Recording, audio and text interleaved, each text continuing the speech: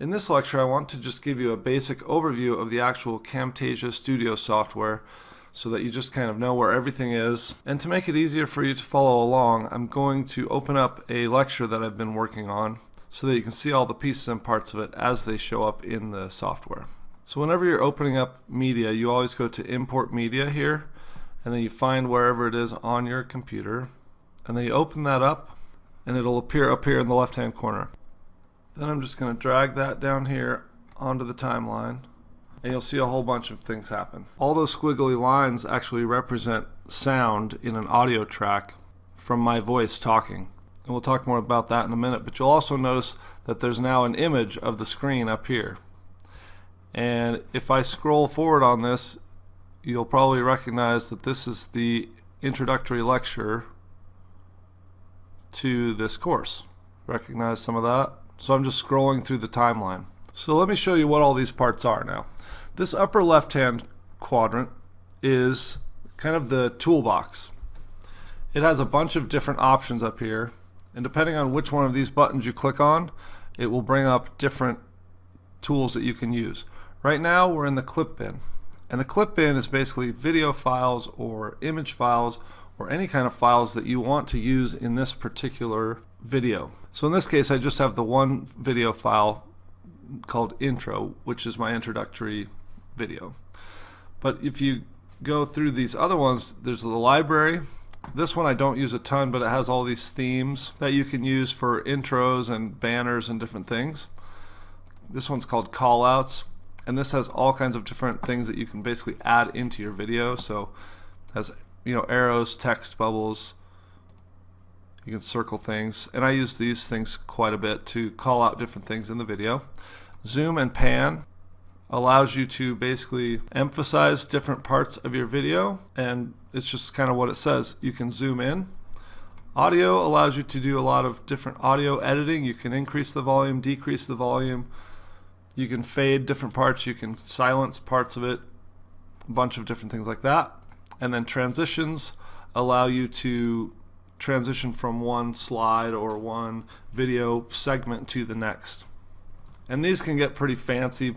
I don't recommend using like these checkerboards and blinds and stuff like that. You want to just use maybe a simple fade through black or a fade, or I've used this cube rotation, but it's a little too much, to be honest. And then if you click on this more button, you have other options too: cursor effects, visual properties, voice narration, so you can actually record your voice over an existing video, record camera, adding captions, and quizzing, which I don't use.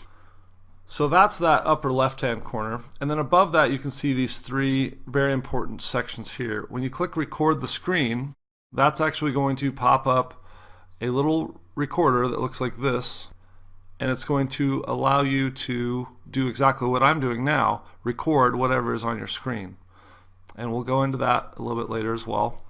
Import media, we already talked about that. When you're in the clip bin here, you can go to import media to grab either images, videos, audio tracks, and you can drop them all into this white box here, and then they're ready for you to add to your videos as you edit.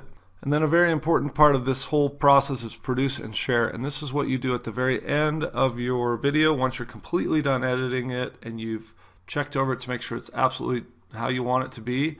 Then you click produce and share, and it allows you to create your video in its finalized form. And the share part is if you wanted to share it to YouTube, or they have a lot of places where you can just kind of instantly upload it. I don't use the share part because you're going to just be saving it onto your computer and then uploading it to Udemy. So that's that section. This section here is your actual video screen. So this just shows what you've recorded and how you've edited it.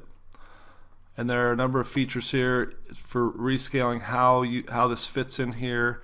You can change the dimensions of the video if you want. You can crop. And this just is where you position it. So you can do it in full screen mode, which is kind of tricky to me because then you can't use all these other tools because they're all hidden. If you do need to make that section smaller, you grab this black line here and you can shrink the top down, or you can make it bigger if you need to do that. But I usually leave it kind of how the default settings are, because then you can work with every part of the screen. And then finally, this lower section is basically your editing area. This is just a visual of the audio on the track. So wherever you see those little blips, it kind of looks like a heart monitor. Those are actually wherever the sound is loudest. And that will help you visually to figure out where you've been talking on the video and how to edit that. But you can stretch this higher or lower. You can also shrink it right to left. So if I shrink it this way, you'll see the counter here. This is where you are in the track. I'm at 45 seconds in the track, and then this is how long the entire track is, 2 minutes and 40 seconds.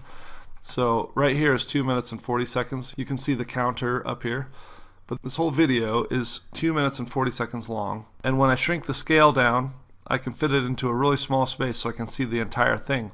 Now if I want to get really detailed on just this part right here, then I can click this or drag this and it will expand it so I can see exactly where I was talking, and I can get really detailed on where I want to make changes in the video. So you can see right there, that's a transition from the Camtasia software screenshot to my biography as a teacher. So that's a basic overview of the entire software program. I'm going to go into every detail of this in much more depth as we go through the course, so don't feel overwhelmed by it at this point.